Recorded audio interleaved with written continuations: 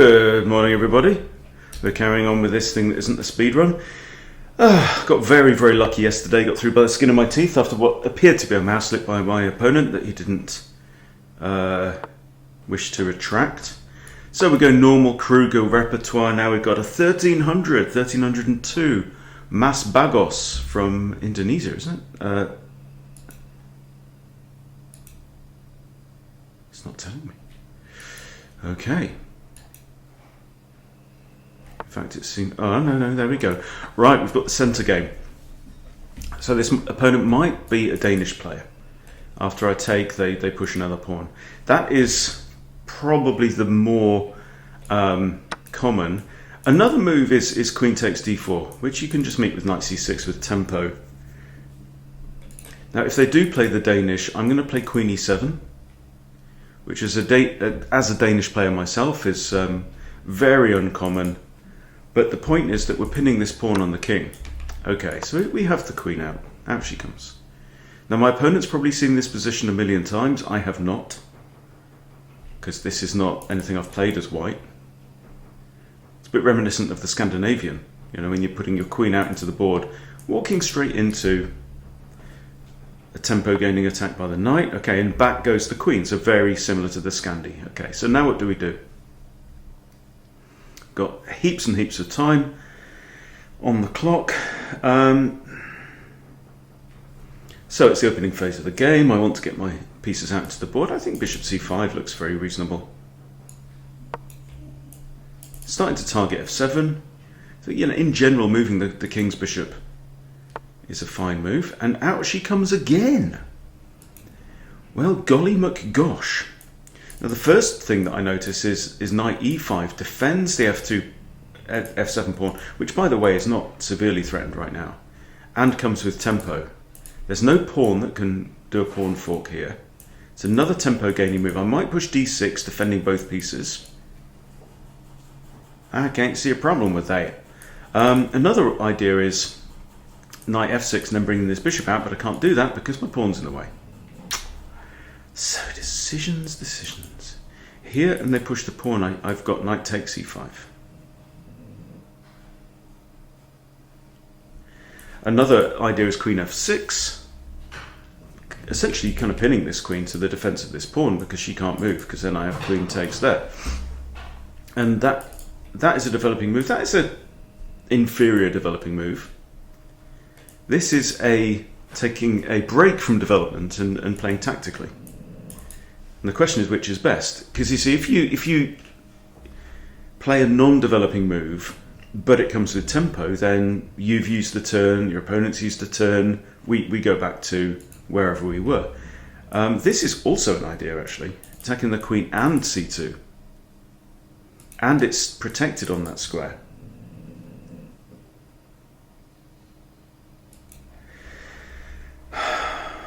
What do we do? I mean, I could just develop and then think about these kinds of ideas. If I develop here, though, bishop g5. Go on, let's be aggressive. Let's come in. Now, queen's going to have to come back to the defense of this pawn. Now, where can she go? She can go there, she can go there. In theory, she can go here as well. She can't go to this square because knight guards it. So maybe queen c3 is the best move there because... Oh no, okay. Right, now I'd love to put a knight on here and punish that queen further.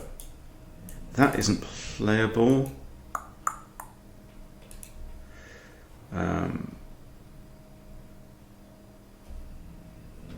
was just looking at ideas of this with like moving this knight with a discovery, but let's say for example I capture on c2, queen takes c2, she defends f2.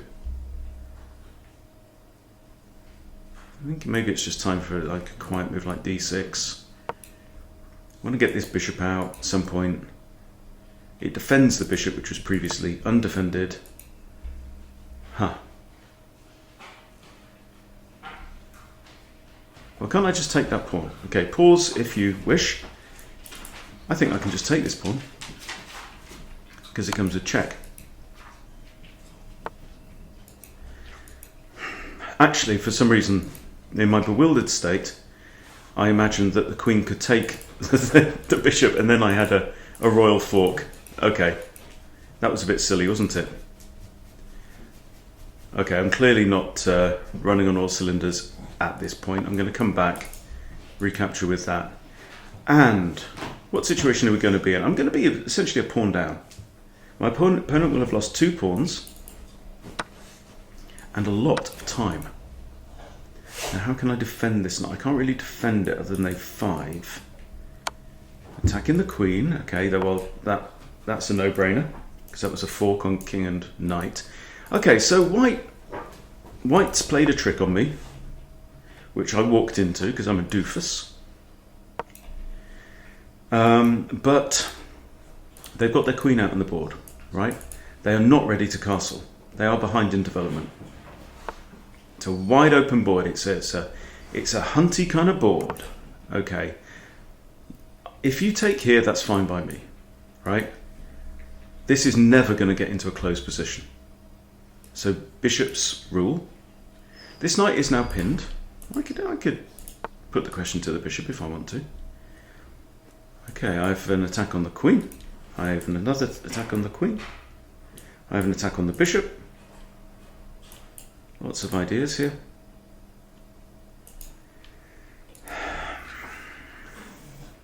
I can kick this bishop. I don't really want to start doing that. I'm going to leave these pawns where they are as much as I can. I'd like to break this pin though, that wouldn't be a bad thing. But I don't really want to open up this diagonal for that bishop.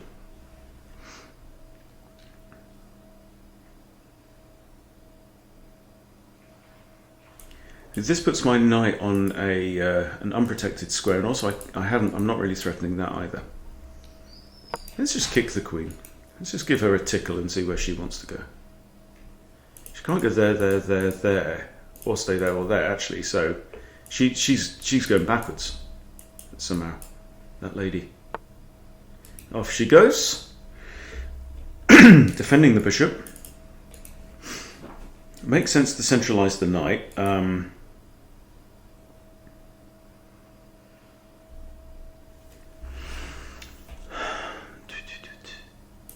Might tickle this bishop, but what if it goes back there? Am I really committed to that? Well, let's just get this, maybe this bishop out. Get the queen out of the pin and crack on.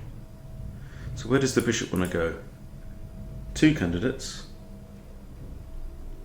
Actually, undefends this pawn. So I think what I'm going to do is just centralize this knight again. I might even get the queen off first. Hold fire on the bishop. That's a big theme at the moment for me. Okay, he's attacking the pinned knight. But I can get out of that to some degree. I could do this and queen takes, and then this. Yeah, I think this first. And that will weaken his pawn, so he'll end up with an isolated pawn then. Because right now, you see, this pawn here has a partner that could partner with it, right, as they progress together up the board, holding each other's hands. If I'm allowed to take here, e takes d5, this pawn on d5 will then be isolated. So indefensible by any other pawn, because there's no c pawn, there'll be no e pawn. My opponent appears to have disconnected. Ah, he's back. Good, good, good.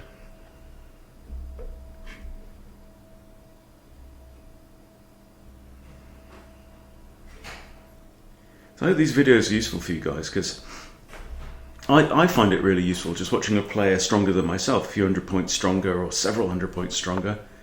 Yeah,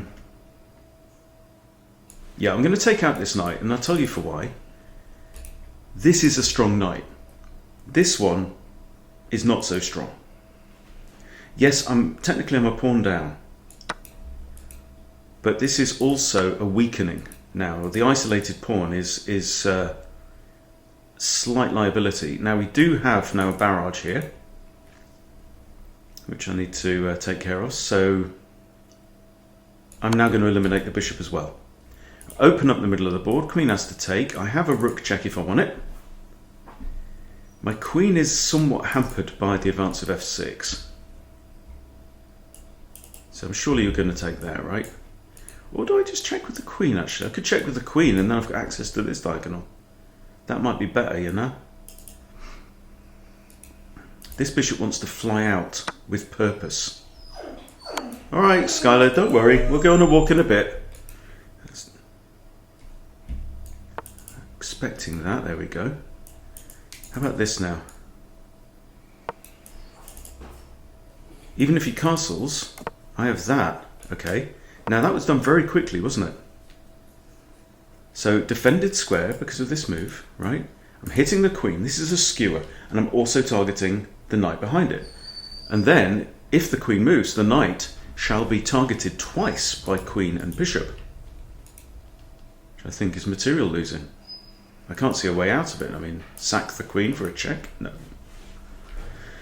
No, indeed. I don't know if there's a way out of this.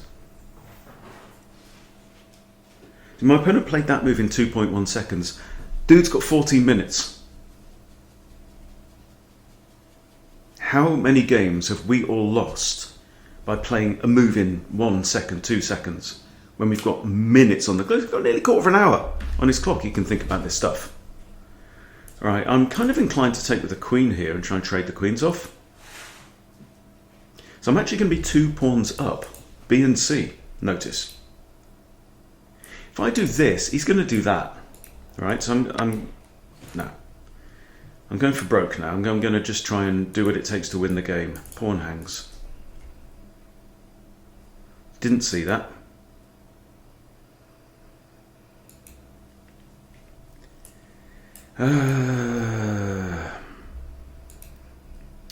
I should not have done that. I should not have done that. But then I can, I believe, force the queens off. If I come here, she can't take that pawn because of this, right? That's undefended, both under attack. I can't drop my queen to here to defend because she's unprotected on that square, so I'm going to play this move. Now is the time. My opponent has shown he's got a little bit of an itchy trigger finger, right? You can't take this pawn or this pawn because your bishop falls. Anything else, I'm going to trade off the ladies. Okay, we're going to have ourselves an opposite coloured bishop ending. Now you've got to defend this pawn, so one of the rooks is going to come to there, but I'm also attacking that one, so there you go. All right, now this bishop ain't looking too clever, although this pawn is also now a weakness, right? So I think what I have to do now is just move my rooks to the open file. This pawn is weak, and then this pawn becomes actually a liability. I mean, we've talked about it being a weakness, but I can't really defend this pawn well. Yeah, I can stick a rook, but I suppose I might just have to do that. I might have to bite the bullet and accept I'm going to have a rook stuck on d7 for a while, defending this backwards pawn here and this guy against that bishop. Okay, that is a little confusing. Now I have rook e5, putting 2 attackers on this pawn. Right? Even if you do this, I take, we trade, both the central pawns fall, but I'm going to be a pawn up on this side of the board. What else have we got? I've got this, but that's a non-threat really. I mean, if I can get both rooks here, will my opponent allow me to do? Actually, that's not a bad move either, because that kind of shields this one. Okay, I'm going to take here and maybe trade off, and he's going to take this pawn. Right, now, I have a tiny advantage. My job is to use the 11 minutes and 40 seconds that I have to try and convert that advantage. We also have an opposite coloured bishop situation which can tend itself towards the draw. Rook d8 puts it on one of the 3 open files.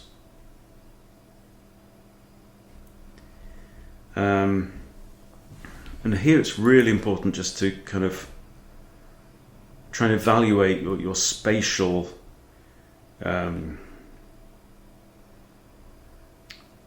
strengths and weaknesses. I'm thinking I'm going to do this and just install my rook there just to defend these pawns.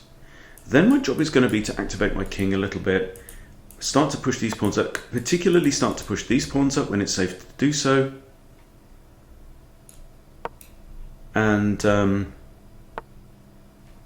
and push through.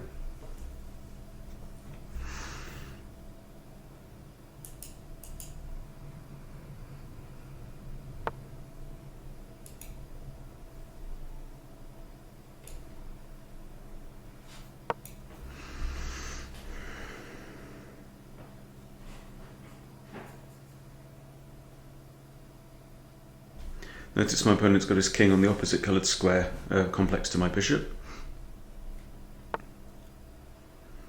Okay, well this is no great threat. There's no major threat that I can see, so I'm going to just start pushing up. This is a tempo gaining move. Bishop has to move out the way. Then I get to push my pawns onto the light squares.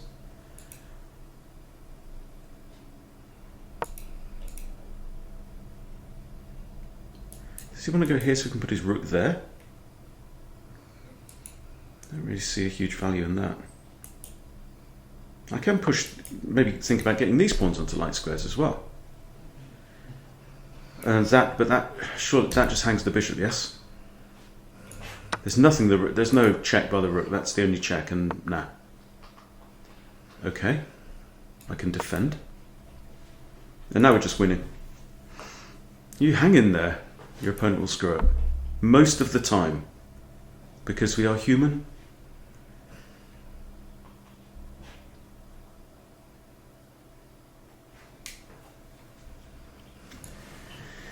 Right. Okay, we're well ahead. So, my ideal would be to swap off rooks. I think I'm going to get my king across actually to here. Notice my bishop's looking at this, so what I'd love to do would be this and target this pawn. But I can't do that right now. But this is now playable. This king defends the bishop. This pawn will not be able to... Well, now it's a check, it's not a pin.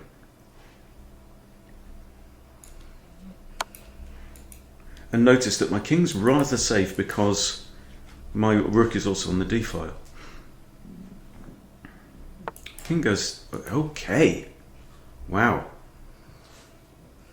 Now doesn't this win a pawn, yes? Defended by the bishop. Okay, it's all crumbling.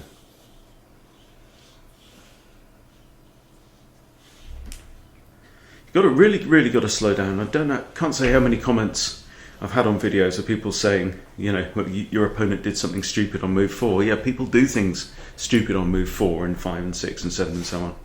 They do stupid stuff. You've got to spot them, and that means just slowing down. There'll be loads of games that we all play where your opponent makes a stupid... I mean, the number of times I see it just after I've played my... snatched at a move, and I go, oh no, I had a fork, I had a hanging piece, I had this, that and the other. Just slow down. Okay, this is now a lost position, completely lost. I'm +4 here. I've got an extra bishop and an extra pawn. My opponent is in check, and there are only 2 legal moves. And one of them is very bad indeed. Why? Because I get to come here with a discovered check by the bishop, then I win the rook and win the game very, very easily. So he has to come here. At which point I'm just going to win the pawn. You never need to be bored in chess, because whenever your opponent is thinking, you can use that time as well to play his game in your mind. What's best for him? Send him a question mark. You still with us, brother? Let's have a top up.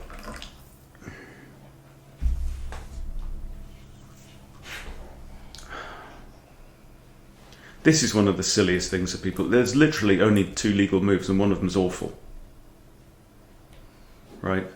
And people just now sit on their hands because they've lost. And it's very unsporting, unfortunately. And will get you reported. Stalling/quitting games is the crime on chess.com.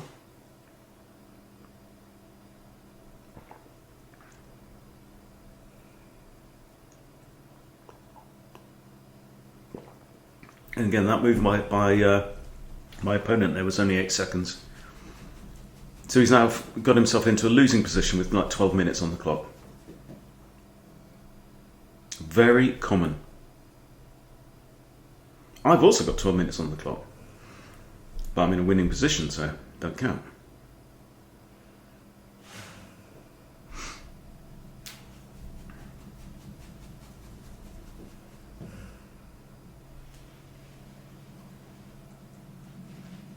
Well, it looks like this one's going nowhere, guys. It's like my opponent is now rage stalling.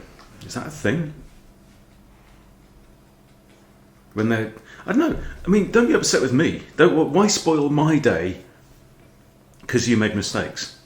It's chess, right? He's got to go here. There's no other move. Don't take it out on me. We've all been Muppets many, many times. Just sent him dude.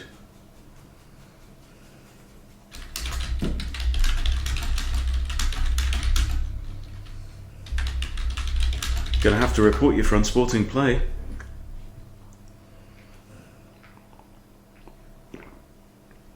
I wouldn't even mind it if you...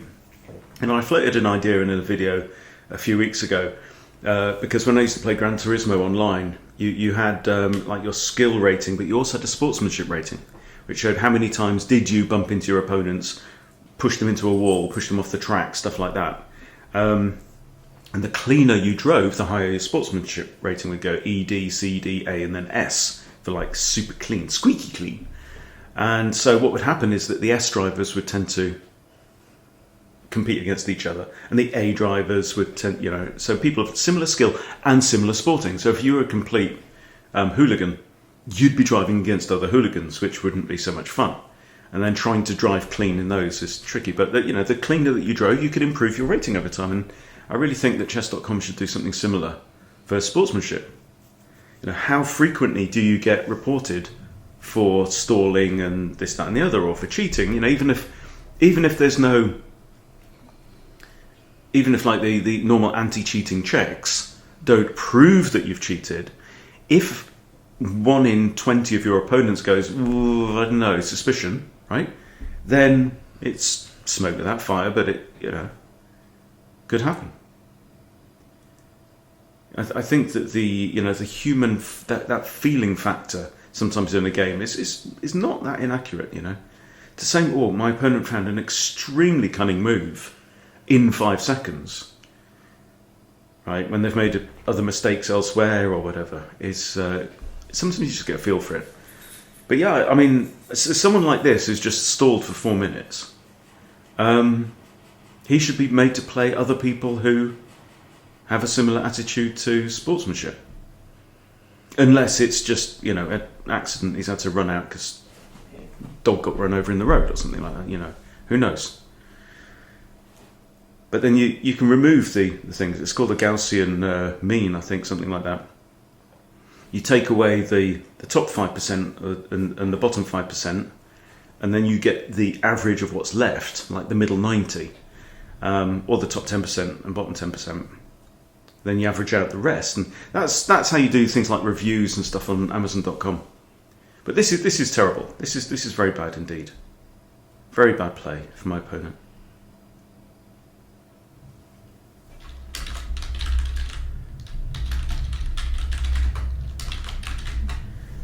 And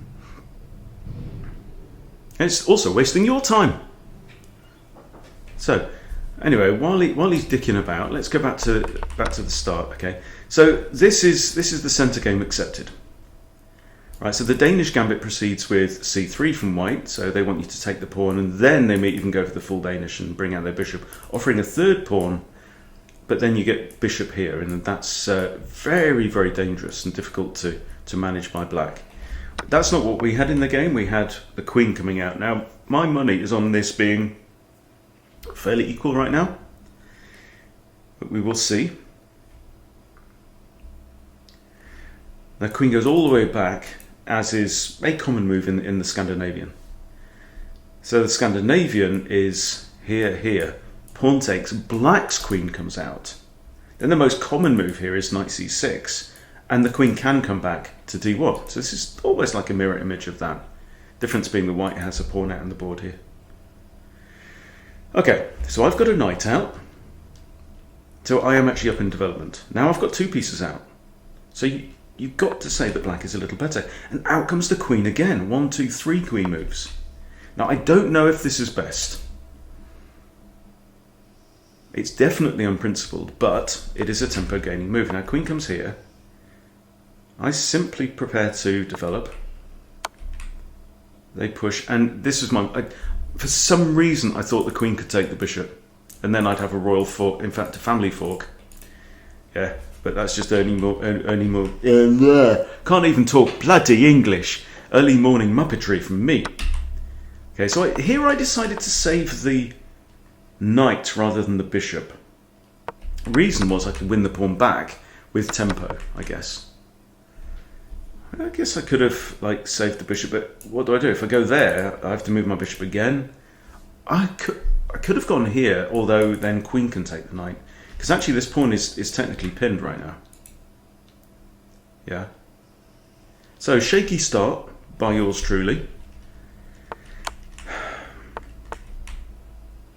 I should have spotted this. 100% should have spotted this.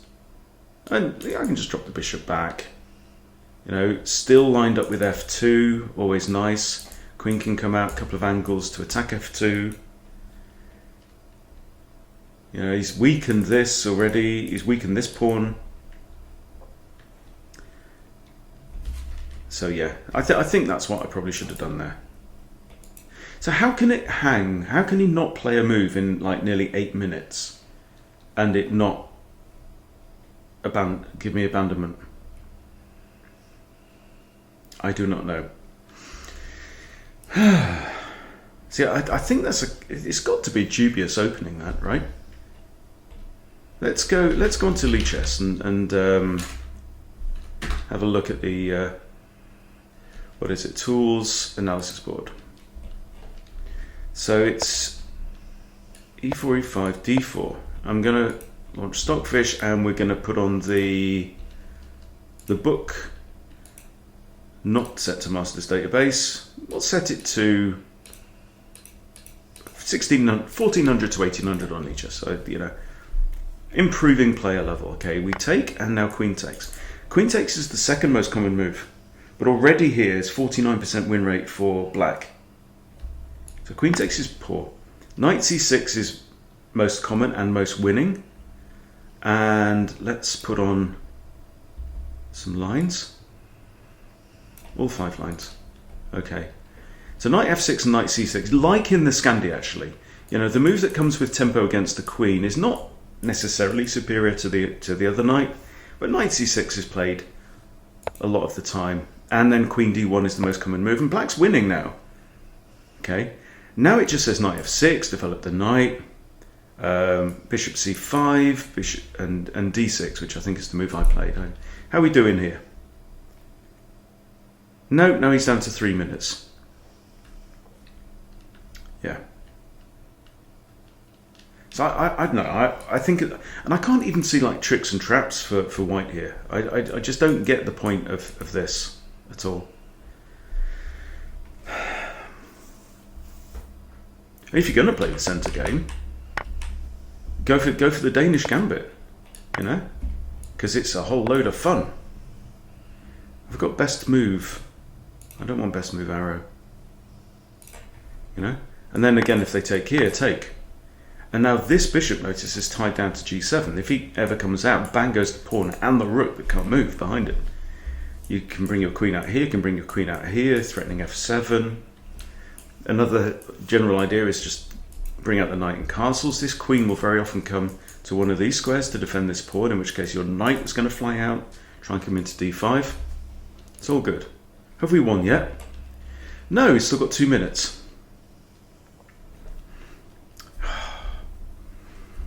Okay, so I messed up here. Now this is a typical fork, but fortunately I could just resolve. And you know, you've got to say white's kind of been out in the open. Now they start to develop, so do I. They are developing. I'd calculated the queen couldn't move sideways, had to retreat. This rook's a little bit still stuck, but now there's no dark squared bishop, so not an issue. Let's carry on. I attack the bishop. He attacks here. Now attacking two pieces. So here I could take the knight or the bishop. Taking the knight will probably force the pawns off. Yeah, so that's what I do. Then I take the bishop. I just go the whole hog. I don't want to be fighting against the bishop pair with a wide open board like this. Now he's down to 47 seconds. This sucks. Okay. Now I am still a piece down, but I have two extra pawns. One of which I blunder later on. Queen comes to there, targeting this. And oh yeah, I just win the knight back.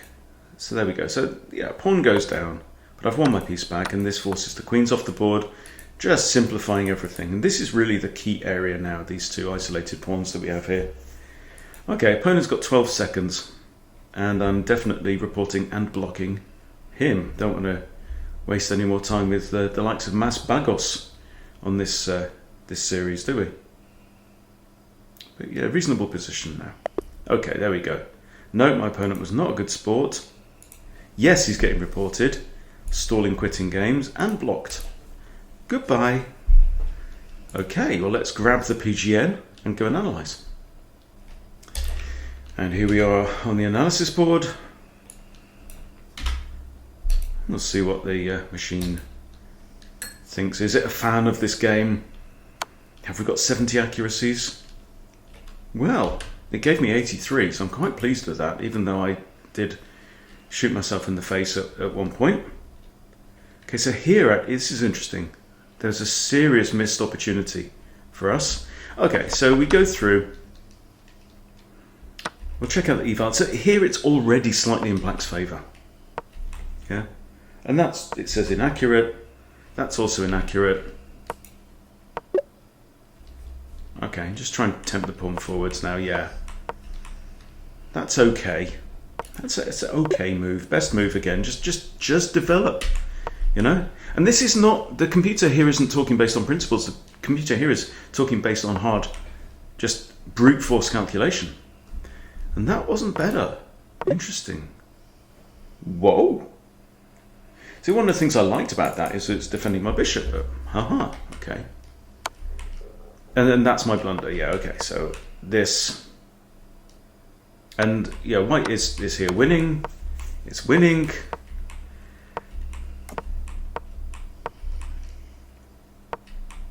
So not super accurate play, but I'm not making many bad moves at this point. I've got some decent moves coming. Okay, best move here. Good. Taking the knight was the best move. In fact, it's the only good move on the board. And then again, taking the bishop out. I like this. I'm pleased about this. Okay, we attack the king.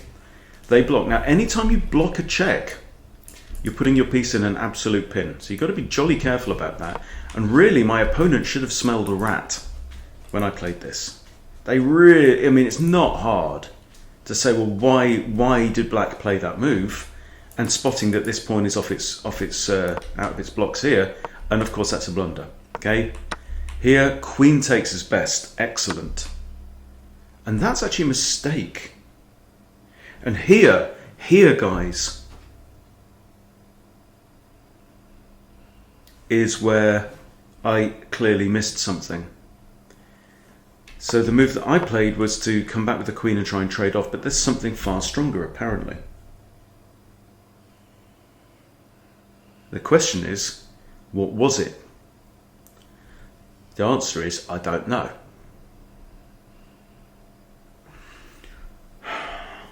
Okay, so this is a miss. Win a bishop through a fork. Is it that?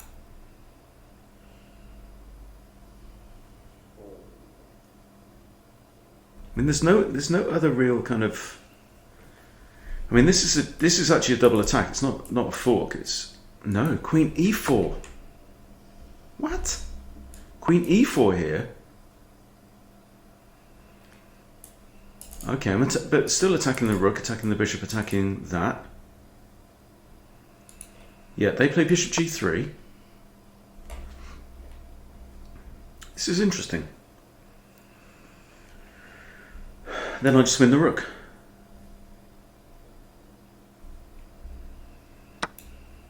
Wow. So that is a mistake because, okay, and here's how you, undefended bishop and discovered attack, right? But what's wrong with this? They still play bishop G3 and we still win the rook, right? That's what the engine's saying.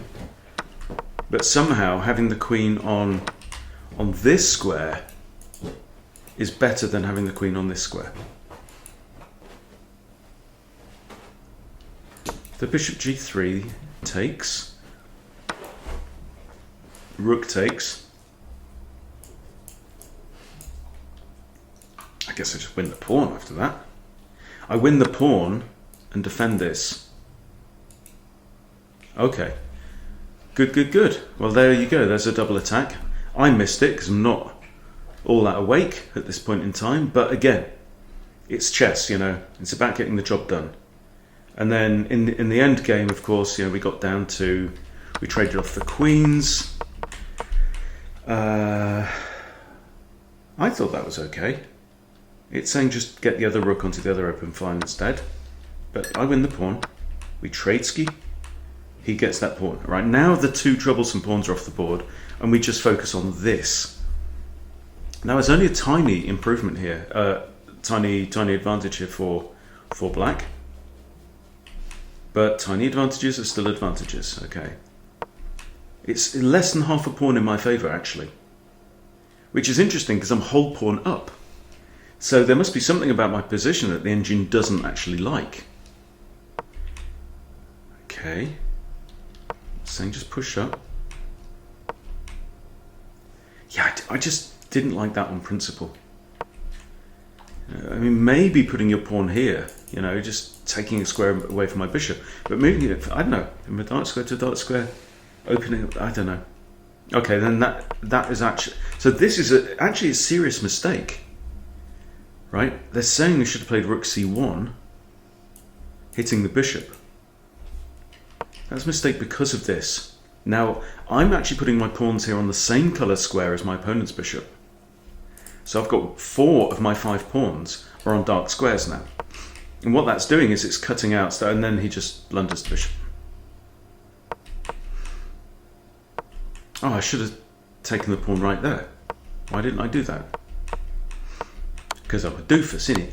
Okay, and now we just, yeah, now we win, and my opponent is a terribly bad sport and didn't finish the game, but, or resign. There's nothing wrong with resigning when you've lost. But there you go, you know, job done. We got there. We're carrying on. We're still crawling and climbing our way up this rating ladder. So we'll leave it there. Thanks for watching. I'll see you soon.